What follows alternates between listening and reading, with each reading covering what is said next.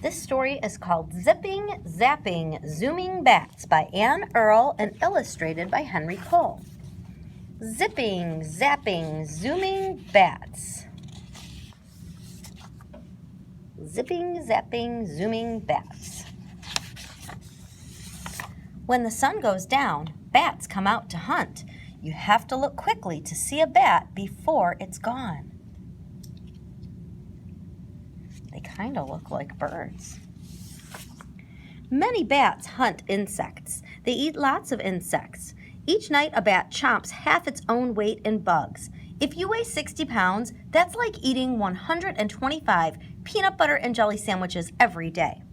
Don't be scared if a bat flies past your head. It won't get into your hair. It's probably catching a juicy mosquito. Bats are terrific hunters. A little brown bat can catch 150 mosquitoes in 15 minutes. The gray bat can gobble 3,000 insects in one night. Bracken Cave in Texas is home to 20 million Mexican free-tailed bats. Together, they munch 250 tons of insects every night. Bats help get rid of insects that bite people. Bats also zap moths, beetles, and grasshoppers. These insects eat farmers' crops, the food that you and I need. Bats are good hunters because they have a special way of using sound. Bats make high beeping sounds. These sounds are too high-pitched for our ears, but bat ears can hear things ours can't. The beeps go out from the bat in waves.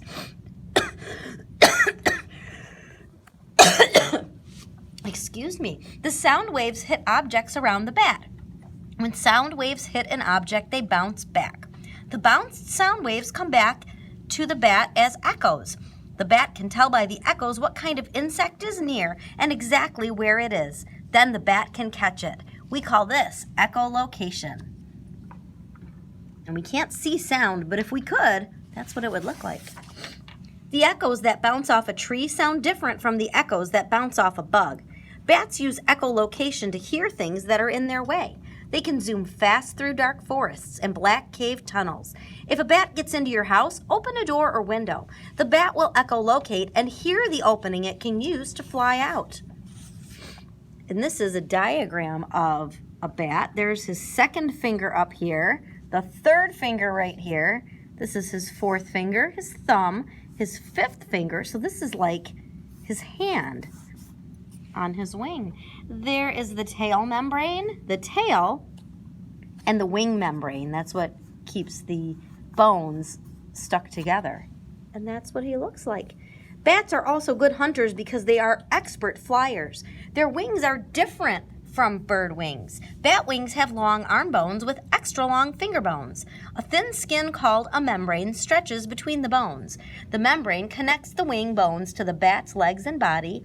It may also join the tail to the legs. Birds don't have those big finger bones. Bat wings are like webbed hands. A flying bat can move its wings much the way you can move your fingers. This means a bat can quickly change the shape of its wings. If a bug dodges away, the bat can zigzag fast and chase it. A bat can catch a flying insect in its wing, flip it into its tail membrane, and then scoop it into its mouth. See how fast he can do that? He's flying, he's flying. He sees the bug, he scoops it up, he puts it in his mouth. Bats have hooked claws on their toes and thumbs. When bats sleep or clean themselves, they hang upside down by their toe claws. They use their claws to move around on their roosts, to comb their fur, and to clean their ears. Bats keep themselves as clean as cats, using both their tongues and claws. Because bats fly at night, many people are scared of them. Sometimes people tell scary stories about vampires that can change into bats. Dracula and other vampires are not real. Bats fly at night because that's when they can find their favorite meals. Bats are really very gentle. In China, bats are considered good luck. The Wu-Fu sign has 5 bats drawn in a circle with their wingtips touching. Inside the circle is the tree of life. The Wu-Fu sign is like our 4-leaf clover. It means long life, good luck, wealth, health, and happiness. Emperors liked bat signs on their robes, thrones, and palaces. In winter, many bats hibernate. This means the bats sleep deeply.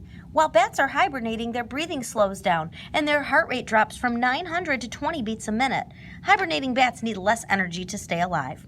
Bats get ready for hibernation by stuffing themselves full of food, especially in the last weeks of warm weather. Their bodies store the extra food as fat. This fat will be their food through the winter. Sometimes when people explore caves, they kill bats by accident. If you went into a cave where bats were hibernating, you would wake them up. Then they would fly to another part of the cave. Each time that happens, the bats use up about a month's supply of fat.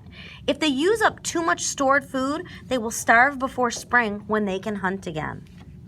So if you see a bat, be very quiet. There's a mama and a whole bunch of little babies.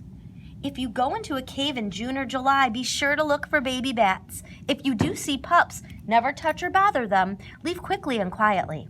Bats are mammals. They are the only flying animals that nurse.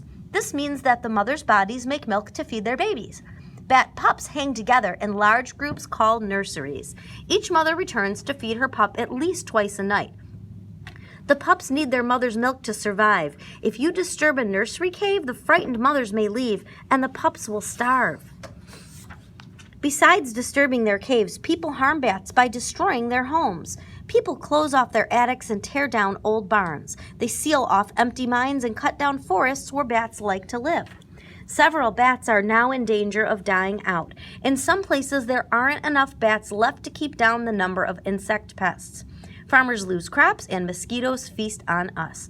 People could use poison to kill bugs, but poison can be dangerous to humans, other animals, and plants. There are many ways people can help bats. Some people put bat houses in their yard.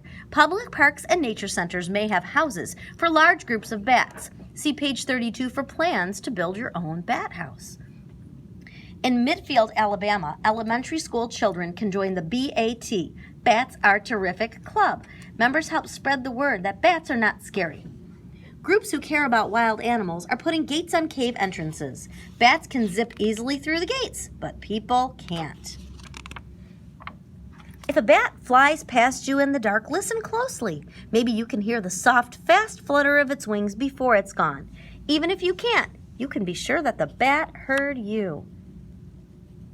They will use echolocation. They'll know that you're sitting right there. And at the back of the book, I'm not going to read all of these because they're in a lot of the books that we've read, but there are bat facts, and it shows a lot of different pictures of different types of bats because they don't all look the same. And just like is promised on the back of this book, there are plans to build a bat house.